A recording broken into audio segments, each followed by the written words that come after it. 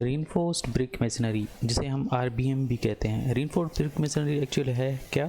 The type of masonry in which the steel reinforcement is embedded in the simple brick masonry with a rich mortar of 1:3 that is called as reinforced brick masonry. Simple masonry में अगर हम reinforcement हम embed करें तो that will be called as steel reinforced brick masonry.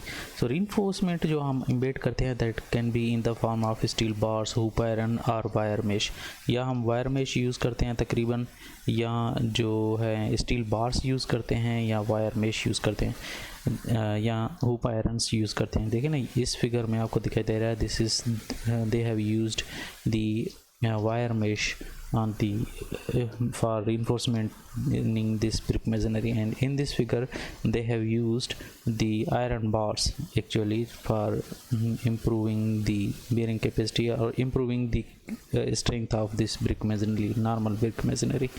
So this is actually reinforced brick masonry. हम reinforced brick masonry का मैं थोड़ा बहुत कंसेप्ट दे दूँ आपको।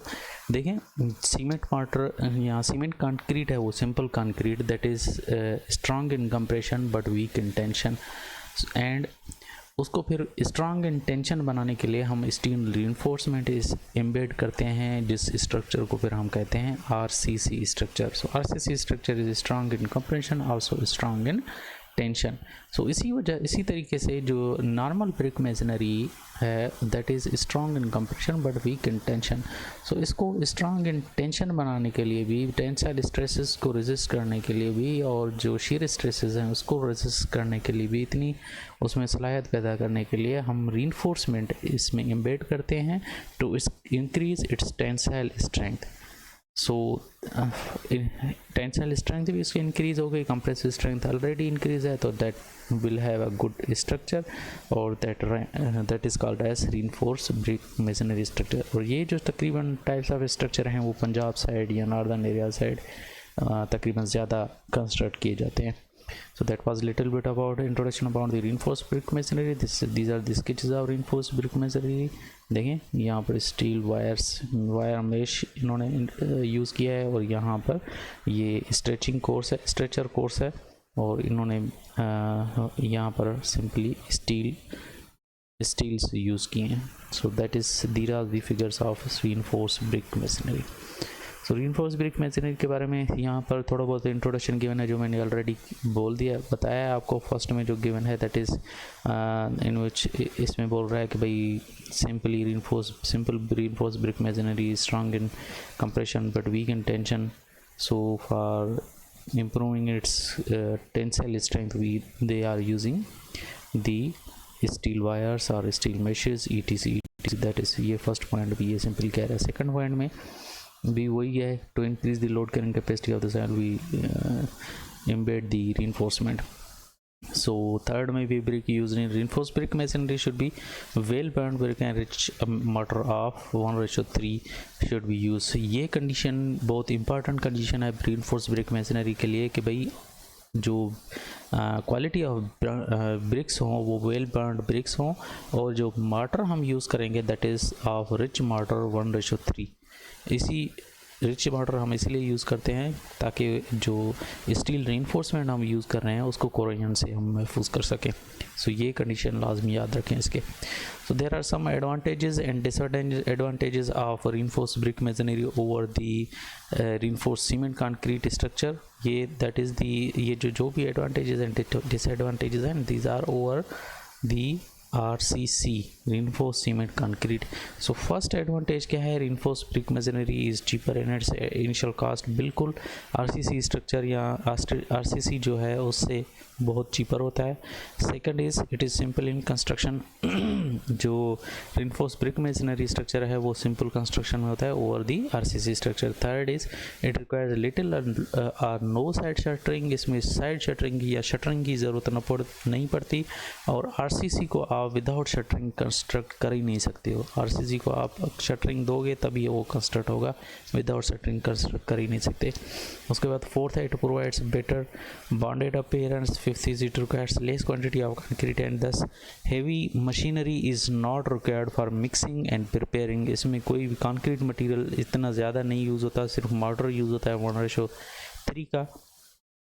तो इसके लिए इसमें हेवी मशीनरी की ज़रूरत नहीं पड़ती है। उसके बरक्स जो आरसीसी स्ट्रक्चर्स हैं उसमें हेवी मशीनरी की ज़रूरत होती है for preparing the concrete.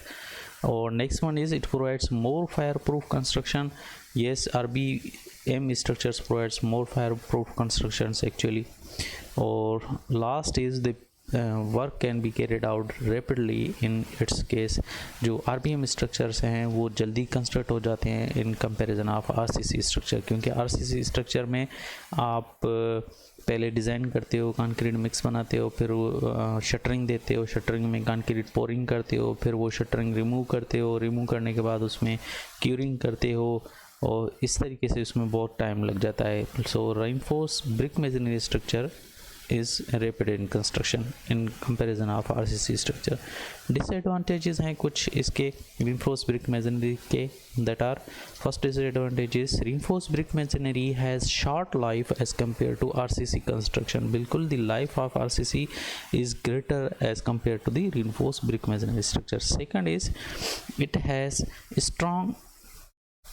it is less strong as compared to RCC construction. RCC जो स्ट्रक्चर होता है वो कॉस्टली भी होता है, और कॉस्टली होने की वजह से वो जो एक्चुअली स्ट्रांग होता है और कॉस्टली भी होता है। लेकिन ये जो रेनफोर्स ब्रिक मेसनरी स्ट्रक्चर्स होते हैं वो लेस स्ट्रांग होते हैं, और first ground 1 story, second story, 2 story building के लिए ये इनफ होते हैं अगर आप रेनफोर्स ब्रिक मेसनरी यूज़ करो तो। The reinforcement is liable to corrosion under the effect of sulfate present in the bricks. Reinforcement जो है वो corrosion हो सकती है इसमें RBM स्ट्रक्चर में, लेकिन RCC स्ट्रक्चर में reinforcement में corrosion नहीं होती इतनी जल्दी, होती सही है लेकिन इतनी नहीं होती जितनी RBM स्ट्रक्चर में होती है। Next is the thickness of member and spacing of parts is essentially keeped conforming to the size of bricks to be used in the masonry. अच्छा, ये बात बोल रहा है कि भाई जो हम थिकनेस ऑफ मेंबर या बार्स होता है, स्टील बार्स जो हम यूज़ करते हैं, या thickness of steel mesh use करते हैं, that also always depends upon the thickness of brick. जितने थिकनेस ऑफ ब्रिक होगी या थिकनेस ऑफ वॉल होगी उस पर डिपेंड करता है। उसके हिसाब से फिर आपको size of the reinforcement, width of reinforcement mesh वगैरह यूज़ करना होता है उसके हिसाब से। These were the advantages and disadvantages of the reinforced brick masonry over the reinforced cement concrete. एक और टॉपिक है the defects in the brick masonry work। ये मैं जल्दी आपको बता देता हूँ। Defects in the brick masonry are caused due to the following actually these parameters. First is the using substandard material। अगर आप substandard material यूज़ कर रहे हो, जस्ट लाइक आपने overburnt bricks यूज़ किया, underburnt bricks यूज़ किया, या motor की जो क्वालिटी है वो आपने सही नहीं रखी, तो that can cause defects in the brick masonry. And इसको ओवर करने के लिए हमें क्या करना पड़ता है, we should use the standard size bricks and the good quality bricks, sound quality bricks and good quality mortar. ठीक है। Second is corrosion of metal. Corrosion of metal हो सकता है, कोरोजन ऑफ मेटल अगर हो गया इसमें ब्रिक मेसनरी में, that is ultimately cause a defect in the brick masonry. और उसके लिए हमें to overcome that this defect steel iron और steel member should be properly protected with the rich cement mortar. उसके लिए हमें रिच सीमेंट मोटर लाजमी use करना है to protect the corrosion of metals actually. Third is effect of sulfates actually when the cement mortar is used in the brick, the sulfate salts present in the brick reacts chemically with the aluminum compounds of the cement in the presence of dampness actually. अगर dampness है वहाँ पर तो that ultimately causes the damp sulfates, and sulfates की वजह से क्या क्या हो सकती है, क्रैकिंग ऑफ ब्रिक वर्क हो सकता है, स्पॉलिंग ऑफ ब्रिक एजेस हो सकती है, cracking and piling of plaster हो सकती है। स्पॉलिंग ऑफ ब्रिक का मतलब है कि ब्रिक के जो कॉर्नर्स होते हैं उनका टूटना। So that is also ultimate result of effect of sulphate. So इसको ओवरकम करने के लिए हमें सिंपली जो सल्फेट सीमेंट्स हैं, सल्फेट कंटेंट में जिस ब्रिक में ज़्यादा है या है एक्चुअली, वो हमें यूज़ नहीं करना चाहिए। Next is frost action. The frost action is also cause the cracking in the brickwork. To overcome this decay and accumulation of the water should be prevented.